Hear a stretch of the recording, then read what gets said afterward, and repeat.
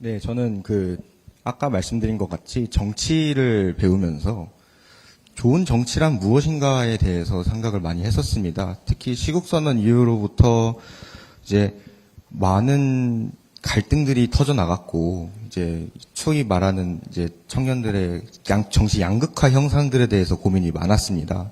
그런데 저는 생각하기를 청년은 때묻지 않은 흰 종이 같다라고 생각하거든요. 근데 그 흰 종이가 다른 세계만 치우쳐져 있으면 그것은 좋은 하얀 종이가 쉽게 물들어버리는 것 같이 금묵자학 같은 형태가 될 거라고 생각하거든요.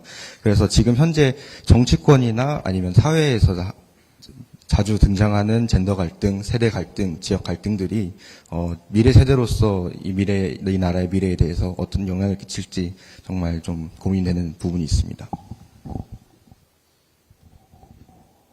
정말 중요한 문제를 지적하신 것 같아요. 흰종이 같다. 제가 앞으로 좀 써먹을 테니까 저작권 주장 안 하실 거죠? 이 말씀이 정말 맞는 것 같아요. 우리 사회에 전체적으로 이제 기회 총량이 부족해지고 있어요. 그러니까 우리가 자랄 때는 현재 상황은 나쁜데 고도 성장을 했기 때문에 취업 기회도 사실은 많았고 계속 성장을 하기 때문에 이제 미래에 대한 희망도 기회도 많아서 희망을 가지고 살았죠. 근데 지금은 저성장 사회가 돼가지고, 근데 저성장이라고 하는 거는 추가에 늘어나는 폭이 없다는 뜻이잖아요. 늘어나는 게 줄어들었다. 기회가 줄어들었다는 뜻이거든요. 그러면 각박해지죠. 그리고 경쟁이 치열해지고. 근데 이거를 우리가 슬기롭게 극복을 해서 계속 지속적으로 성장하는 사회로 다시 되돌아가야 되는데, 이제 그거는 현재 상태의 양극화가 심해져서 자원 배분이 불합리하게 돼 있기 때문에 효율성이 떨어졌고, 그래서 사실은 지속적으로 성장률이 하락할 수밖에 없어요. 그러면 사실 구조적 계획을 좀 해야 되죠. 근데 구조적인 문제로는 어쨌든 양극화를 완화해야 되는데 이게 지금 이미 있는 걸 교정하는 건 쉽지가 않아요. 그럼 그냥 공산주의 하자는 거냐 이럴 가능성이 있기 때문에 현실적으로 불가능하죠. 그러면 앞으로의 새로운 영역들, 이 영역에서라도 기회와 결과 배분이 좀 더 공정한 사회로 가야 됩니다. 그것들 중에 하나가 예를 들면 균형 발전, 지방의 기회를 줘야 사실은 전체 우리 대한민국 전체 효율이 올라가거든요. 또는 국립대와 사립대, 예를 들면 또는 기성세대와 신규 청년 세대, 여기에 이 불공정함들도 조금씩 수정해 나가야 됩니다. 어쨌든 그 매우 어려운 과제이긴 한데 우리 가야 될 방향이고요.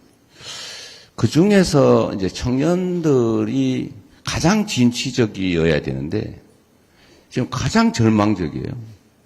원래 우리가 살던 그 시기에는 정말로 고생은 사서도 한다, 젊어서. 그런 소리도 아무도 욕하지 않았어요. 그거 진리야. 실패는 성공의 어머니. 맞아. 이랬는데 요즘 그렇게 하면, 그런 소리 하면 뺨 맞겠죠. 미쳤나? 이럴 가능성이 많죠.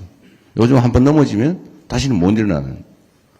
그래서 실패는 성공의 어머니가 아니라 정말 좌절의 어머니가 됐죠. 그래서 기회가 작다 보니까 이제 기회를 늘리기 위한 노력, 우리 사회를 더 공정하게 만들기 위한 노력을 해야 되고 그 속에 사실은 청년들이 더 주축이 돼야 되거든요. 과거의 사회 변화 혁명은 다 청년으로부터 시작됐는데 지금은 청년 세대 중에 일부는 사실 매우 보수적이 돼가지고 어떤 경우는 극소주의이긴 하지만 극우화되기까지 한단 말이에요. 오히려 다른 세대보다 더 극렬하게. 근데 이게 왜 그럴까? 그 말이 이 말 같아요. 흰종이 같아서 금묵자처럼 오염이 됐다. 너무 표시가 탁 드러나는 거예요. 흰 옷에, 까만 옷에는 별로 표시가 안 나는데 흰 옷에는 표시가 난다.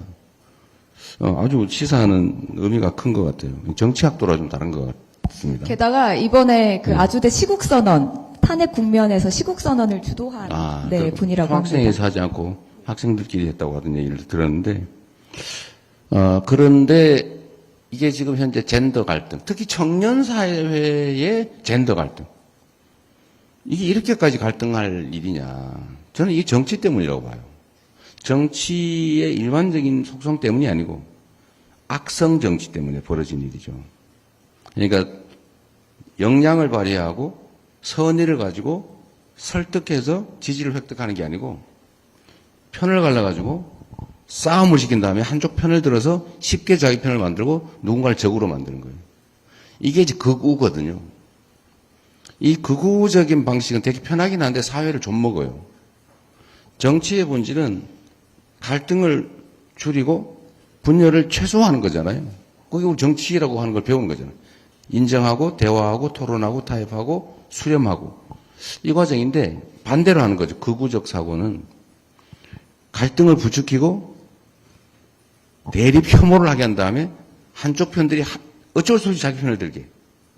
그러면 과반을 차지하지 못하지만 적극적인 극렬 지지층을 소수로 확실하게 확보할 수 있어요. 이제 이걸 몇 개를 모으는 거예요. 예를 들면 청년 세대와 기성 세대를 갈등을 부추겨요. 아, 너희들이 뺏기고 있는 거야? 우리도 살아야지. 우리가 노인 세대 부양만 하다 우리 죽는 거 아니야? 뭐 이렇게 해가지고 사회 연대 의식을 훼손해요. 그리고 또 자기 편을 조금 챙기고 이런 정치 때문에 청년 세대들이 많이 오염이 된 것 같다. 이제 그 말씀하신 것 같아요. 아주 정말 정확하게 보신 것 같아서 정말 훌륭한 정치학도가 되실 것 같습니다. 정치학자가 되실 것 같고, 근데 이 문제 의식을 우리가 많이 공유할 필요가 있습니다. 정말로 우리 사회 심각한 문제예요. 정치가 대결, 대립을 최소화하고 좀 차이를 넘어서서 다름을 넘어서서 한 방향으로 가도록 힘을 모아야 되는데 지금 갈등하고 자기 걸 챙기고 다른 쪽은 배제하고 배제를 넘어서도 심지어는 제거하려고 하잖아요. 이 제거 행위의 극단 형태가 이번에 계엄이에요. 그러니까 자기가 권력을 상당 정도 이미 가지고 있고 자기 편도 이 정도 있는데 저쪽이 말로 설득하기 어려우니까 아예 싹 제거를 해버리려고 100%를 다 자기가 가지겠다고 군대를 동원해가지고 쿠데타를 한 거잖아요.